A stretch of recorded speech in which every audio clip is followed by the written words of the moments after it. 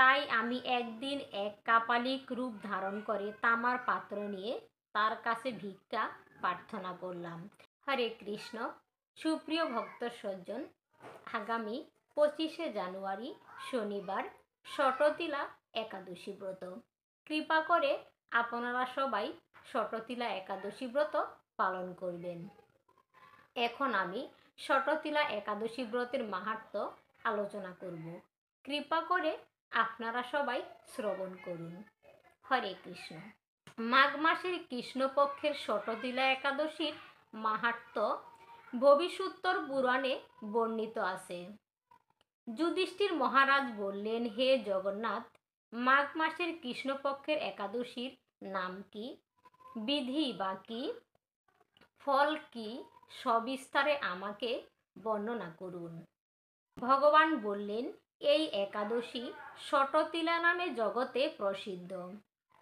এক সময় দালব্য ঋষি মুনি শ্রেষ্ঠ পুরস্থকে জিজ্ঞাসা করেন,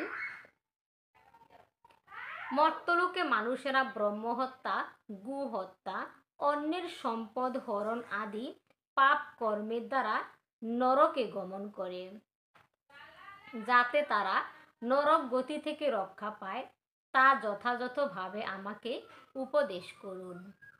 অনায়াসে সাধন করা যায় এমন কোন কাজের মাধ্যমে যদি তাদের এই পাপ থেকে উদ্ধারের কোনো উপায় থাকে তবে তা আমাকে বলুন।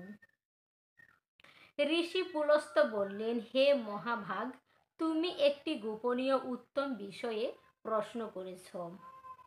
মাঘ মাসে শুচি, জিতেন্দ্রিয়, কাম ক্রোধ আদি শূন্য হয়ে স্নানের পর সর্বদেবেশ্বর শ্রীকৃষ্ণের পূজা করবে। পূজাতে কোনো বিঘ্ন ঘটলে শ্রীকৃষ্ণ নাম স্মরণ করবে। রাত্রিতে অর্চনান্তে হোম করবে, তারপর চন্দন, অগুরু, কর্পূর ও শর্করা প্রভৃতি নৈবেদ্য প্রস্তুত করে ভগবানকে ভোগ নিবেদন করবে। কুষ্মাণ্ড, নারকেল অথবা 100 গুবাক দিয়ে অর্ঘ্য প্রদান করবে। কৃষ্ণ কৃষ্ণ কৃপালুস্তম গতিনাং গতির্ভব ইত্যাদি মন্ত্রে শ্রীকৃষ্ণের পূজা করতে হয়। কৃষ্ণ আমার প্রতি প্রীত হন বলে যথাশক্তি ব্রাহ্মণকে জলপূর্ণ কলস, ছত্র, বস্ত্র, পাদুকা, গাভী ও তিল পাত্র দান করবে। স্নান দানাদি কার্যে কালো তিল অত্যন্ত শুভ। হে দ্বিজোত্তম, ওই প্রদত্ত তিল থেকে পুনরায় যে তিল উৎপন্ন হয় তত বছর ধরে দানকারী স্বর্গলোকে বাস করে। তিল দ্বারা স্নান, তিল শরীরে ধারণ, তিল জলে মিশিয়ে তা দিয়ে তর্পণ, তিল ভোজন এবং তিল দান, এই 6 প্রকার বিধানে সর্বপাপ বিনষ্ট হয়ে থাকে।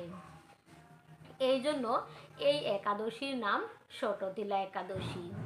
হে যুধিষ্ঠির, এককালে নারদ ও এই একাদশী সম্পর্কে জানতে চাইলে আমি যে কাহিনী বলছিলাম তা শ্রবণ করো। পুরকালে মর্তলোকে এক ব্রাহ্মণী বাস করত। সে প্রত্যহ ব্রত আচরণ ও দেবপূজা পরায়ণা ছিল। উপবাস ক্রমে তার শরীর অত্যন্ত ক্ষীণ হয়ে গিয়েছিল। সেই মহাসতী ব্রাহ্মণী অন্যের কাছ থেকে দ্রব্যাদি গ্রহণ করে দেবতা, ব্রাহ্মণ ও কুমারীদের ভক্তি ভরে দান করত, কিন্তু কখনো ভিক্ষুককে ভিক্ষাদান ও ব্রাহ্মণকে অন্ন দান করেনি। এইভাবে বহু বছর অতিক্রান্ত হলো। আমি চিন্তা করলাম, কষ্টসাধ্য বিভিন্ন ব্রত করার ফলে ব্রাহ্মণীর শরীর শুকিয়ে যাচ্ছে। সে যথাযথভাবে বৈষ্ণবদের অর্চন ও করেছে, কিন্তু তাদের পরিতৃপ্তির জন্য কখনো অন্নদানও করেনি। ব্রাহ্মণী বলল, হে ব্রাহ্মণ, তুমি কোথা থেকে এসেছো, কোথায় যাবে তা আমাকে বলো। আমি বললাম, হে সুন্দরী, আমাকে ভিক্ষা দাও। তখন সে ক্রুদ্ধ হয়ে আমার পাত্রে একটি মাটির ডেলা নিক্ষেপ করল। তারপর আমি সেখান থেকে চলে গেলাম। বহুকাল পরে সে ব্রাহ্মণী ব্রত প্রভাবে সশরীরে স্বর্গে গমন করল। মাটি ডেলা দানের ফলে সে একটি মনোরম গৃহ প্রাপ্ত হলো। কিন্তু হে নারদ, সেখানে ধান ও চাল কিছুই ছিল না। গৃহ শূন্য দেখে মহাক্রোধে সে আমার কাছে এসে বলল, আমি ব্রত, কৃচ্ছ সাধন ও উপবাসের মাধ্যমে নারায়ণের পূজা করেছি। এখন হে জনার্দন, আমার গৃহে কিছুই দেখছি না কেন? আমি বললাম, তুমি নিজ গৃহে দরজা বন্ধ করে বসে থাকো। মর্তলোকের মানবী সশরীরে স্বর্গে এসেছে শুনে দেবপত্নীরা তোমাকে দেখতে আসবে। তুমি দরজা খুলবে না। তুমি তাদের কাছে শততিলা ব্রতের পূর্ণ ফল প্রার্থনা করবে। তারা রাজি হলে দরজা খুলবে। এরপর দেবপত্নীরা সেখানে এসে তার দর্শন প্রার্থনা করল। এক দেবপত্নী তার শততিলা ব্রতের পূর্ণফল প্রদানে রাজি হলে ব্রাহ্মণী দিব্য কান্তি বিশিষ্টা হলো ও তার গৃহ ধনধান্যে ভরে গেল। দ্বার উদ্ঘাটন করলে দেবপত্নীরা তাকে দেখে বিস্মিত হলেন। হে নারদ, অতিরিক্ত বিষয় বাসনা করা উচিত নয়।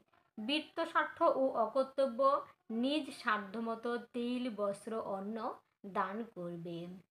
শততিলা ব্রতের প্রভাবে দারিদ্র্য, শারীরিক কষ্ট, দুর্ভাগ্য বিনষ্ট হয়।